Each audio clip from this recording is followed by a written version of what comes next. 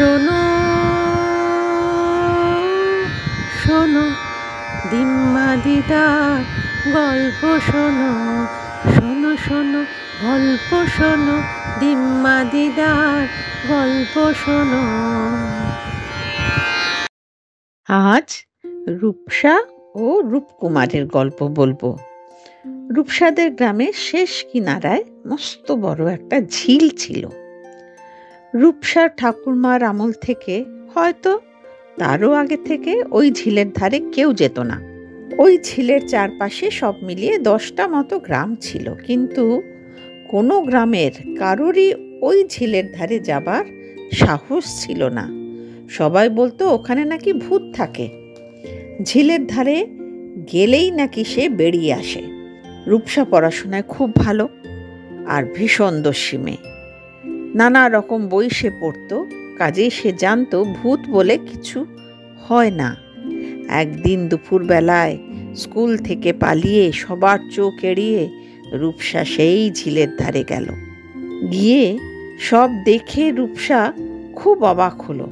ঝিলের জলটা খুব পরিষ্কার, টলমল করছে, স্বচ্ছ জল। উকি দিয়ে রূপসা নিজের ছায়া দেখে খুব অবাক হলো। মনে হলো ঝিল তো নয়, যেন মস্ত বড় এক আয়না।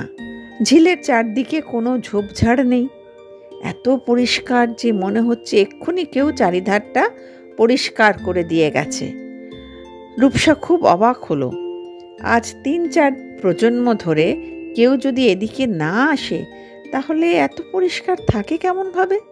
এটা তো একটা বিরাট প্রশ্ন রূপসার মনে জাগলো। চারিদিক ঘুরে সে দেখতে লাগলো। কত রকমের, কত রঙের ফুল ফুটে আছে, যেন কোনো রাজার রাজপ্রাসাদের বাগান।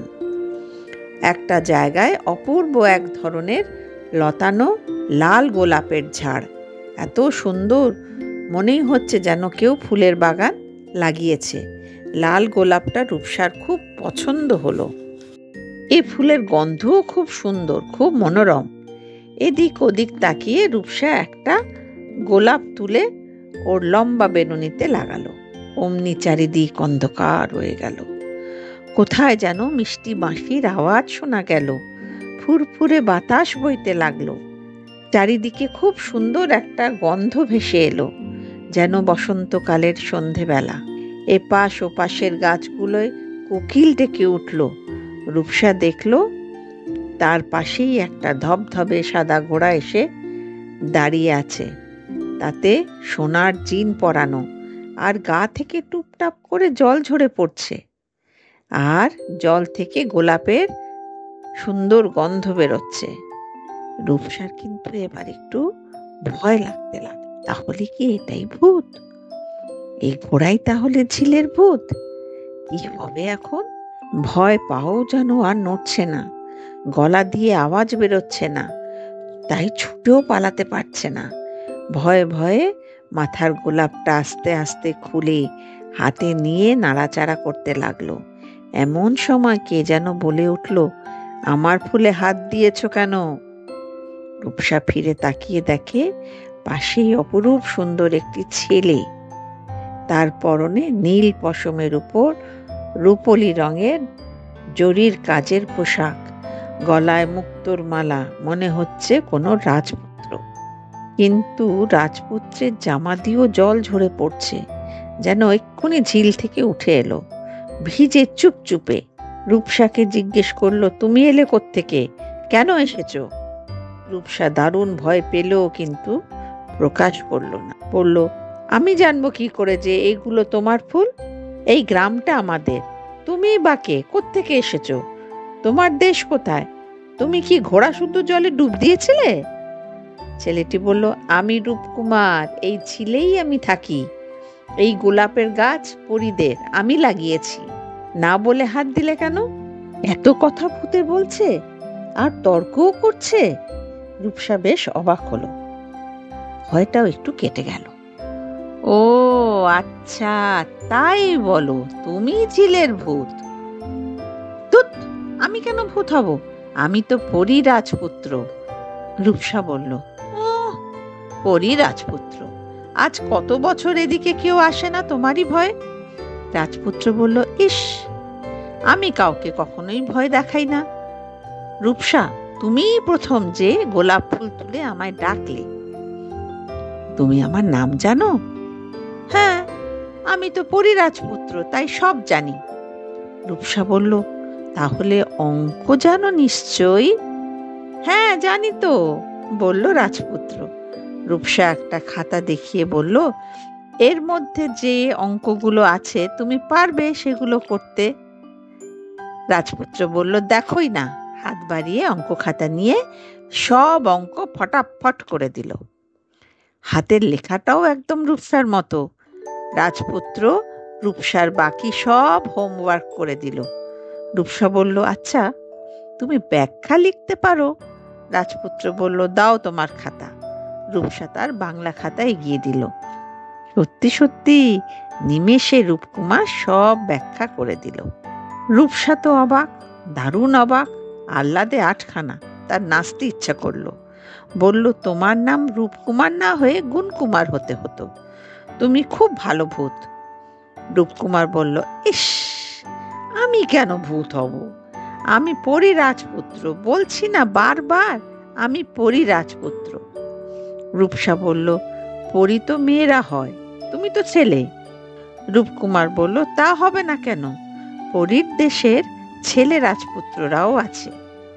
রূপসা বলল, তোমরা এলে কি করে? তখন রূপকুমারের মুখটা দুঃখে ভরে গেল। বলল, যে সব বাচ্চারা অবাধ্য হয়, মায়ের কথা শোনে না, পরীরা সেই সব ছেলেদের চুরি করে নিয়ে এসে এখানে রাজপুত্র বানিয়ে পরীর দেশে বন্দি করে রাখে। আমাকেও এই পরীরা এইভাবে ধরে নিয়ে এসেছিল। রূপকুমারের সঙ্গে আস্তে আস্তে রূপসার খুব ভাব হয়ে গেল। রোজই রূপসা পালিয়ে ঝিলের ধারে চলে এসে একটা গোলাপ ফুল তুলত, আর তখনই রূপকুমার হাজির হতো। দুজন দুজনের অনেক মনের কথা বলতো, আর রূপসার হোমওয়ার্কও করে দিত। এইভাবে দিন কাটতে লাগলো। দেখতে দেখতে রূপসা স্কুল পাশ করে কলেজে ভর্তি হলো। রূপসার বাবা তার মাকে একদিন বললেন, এবার রূপসার বিয়ের জন্য পাত্র খুঁজতে হবে। তখন রূপসা বলল, বাবা, আমি কোনো মানুষকে বিয়ে করব না, আমি পরী রাজপুত্রকে বিয়ে করব। সে আমার হোমওয়ার্ক করে দেয়, কত গল্প করে। বাবা বললেন, তাকে পেলি কোথায়? কোথায় থাকে? রূপসা বলল, কেন? ঝিলের মধ্যে থাকে। বাবা মা তো সে কথা শুনে আঁতকে উঠল। মেয়েটার মাথাটা বোধহয় বিগড়ল। এই গ্রামে তো কোনো পরী রাজপুত্র নেই। এই গ্রাম কেন, ত্রিভুবনে পরী রাজপুত্র বলে তো কেউ নেই। মা বাবা তো ভীষণ চিন্তায় পড়ে গেলেন। দিদিমা, ঠাকুমা, পিসিমা, মাসিমা জানতে জানতে গ্রাম শুদ্ধ সবাই জেনে গেল রূপসার মাথা খারাপ হয়ে গেছে। সে বলেছে পরী রাজপুত্রকে ছাড়া সে বিয়েই করবে না। সবাই ঠিক করলো, না, সত্যি সত্যি ভালো রাজপুত্রের মতো দেখতে সুন্দর পাত্র দেখে এবার একটা বিয়ে না দিলেই নয়। গ্রাম শুদ্ধ সবাই পাত্র খুঁজতে শুরু করে দিয়েছে। রূপসা ছুটতে ঝিলের ধারে এসে গোলাপ ফুল তুলে রূপকুমারকে ডাকলো। রূপকুমার বলল, কি ব্যাপার রূপসা, এত চিন্তিত কেন লাগছে তোমায়? রূপসা বলল, আমি বাবাকে বলে দিয়েছি আমি বিয়ে করলে তোমাকেই করব, তাই গ্রাম শুদ্ধ সবাই আমায় পাগল বলছে। তুমি এক্ষুনি চলো, সবাই দেখুক তুমি সত্যি সত্যি আছো, আর তুমি মোটেই ভূত নাও। রূপকুমার বলল, শোনো রূপসা, যে ফুল তুলবে একমাত্র সেই আমায় দেখতে পাবে, অন্যরা কিন্তু পাবে না। রূপসা বলল, কেন, তুমি আমায় বিয়ে করবে না? রূপকুমার বলল, করতাম যদি আমি মানুষ হতাম। তুমি তো এই ঝিলের মধ্যে জলে থাকতে পারবে না, মরেই যাবে। আমিও বেশিক্ষণ রোদে বাতাসে থাকতে পারবো না, মরেই যাব। দুজনের আয়ু দুরকম, যে মিল হবে কেমন করে? রূপসার মন খুব খারাপ হয়ে গেল। বলল, তবে তুমি কি মানুষ হতে পারো না? রূপকুমার বলল, পারি, একমাত্র ঝুলন পূর্ণিমার দিন পারি। সেদিন পরীরা আর পরী রাজপুত্ররা সবাই দোলনায় ঝুলবে।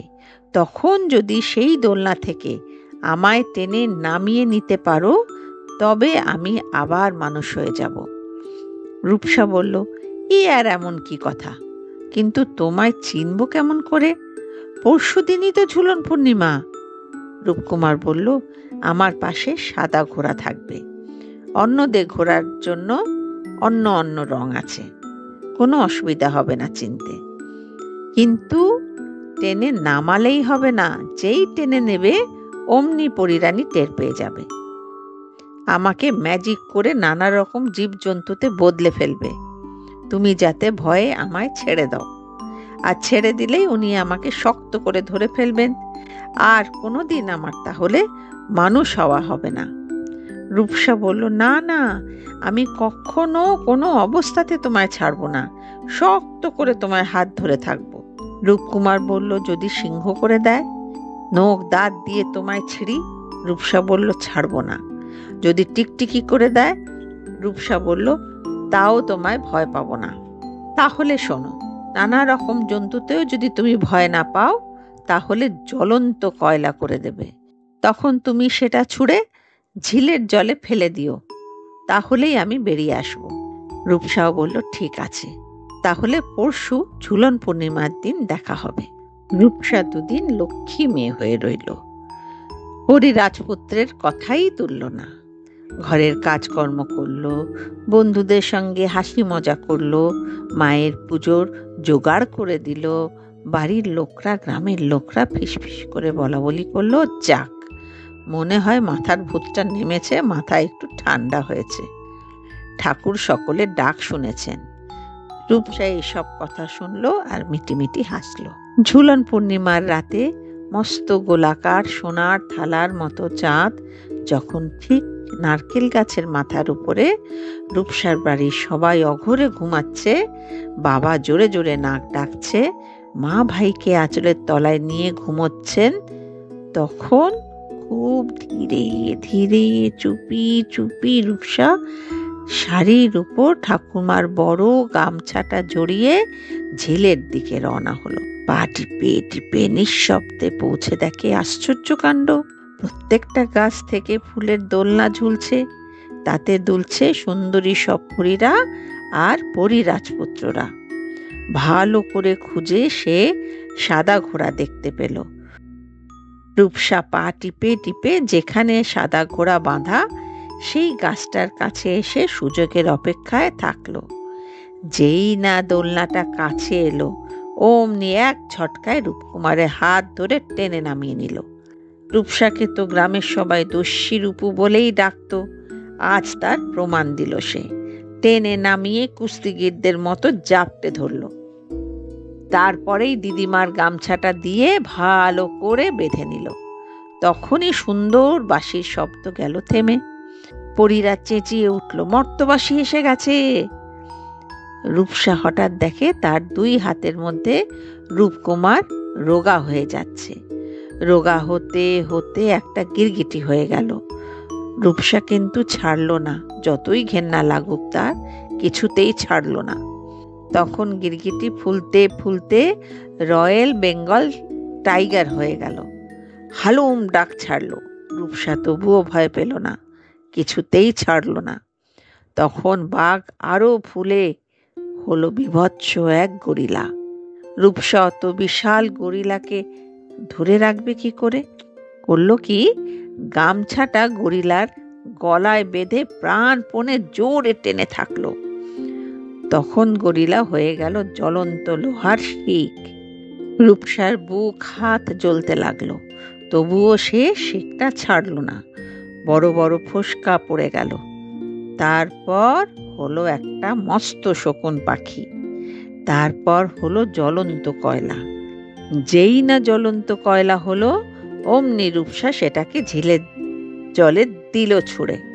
তখনই সব গাছ ফাঁকা হয়ে গেল। দোলনা উধাও হয়ে গেল, ঘোড়াগুলোও উধাও হয়ে গেল, পরীরাও উধাও হয়ে গেল। ঝিলের ধারের যে গোলাপ গাছগুলো ছিল, সেগুলোও কোথায় চলে গেল। চারিদিকে আগাছা ঝোপ ঝাড়ে ভরে গেল। ঝিলের দিক থেকে আওয়াজ এলো, রূপসা, আমি এখন মানুষ হয়ে গেছি। কিছু পরবার দাও, রাজকুমারের পোশাক যে উধাও। ভাগ্যিস রূপসা ঠাকুমার বড় গামছাখানা বুদ্ধি করে এনেছিল, তাই দিল রাজকুমারকে পড়তে। রূপকুমারকে নিয়ে রূপসা যখন গ্রামে ফিরল, তখন গ্রাম শুদ্ধ সবাই অবাক। এ কি, সত্যি তো রাজপুত্রের মতো দেখতে, এরকম জামাই হলে তো ভালোই হয়। সবাই শাঁখ বাজিয়ে উলু দিয়ে রূপকুমারকে ঘরে তুলল। তাকে নতুন জামা কাপড় দেওয়া হলো। আর একদিন ভালো দিন দেখে রূপসা ও রূপকুমারের বিয়ে হয়ে গেল। জেলের সব ঝোপঝাড় পরিষ্কার করা হলো। এখানে যে ভূত থাকে না সবাই জানলো। বড়রা তো বেড়াতে যেতই, ছোটরাও ওখানে খেলতে যেতে শুরু করলো। ঝিলের নাম রাখা হলো রূপকুমার।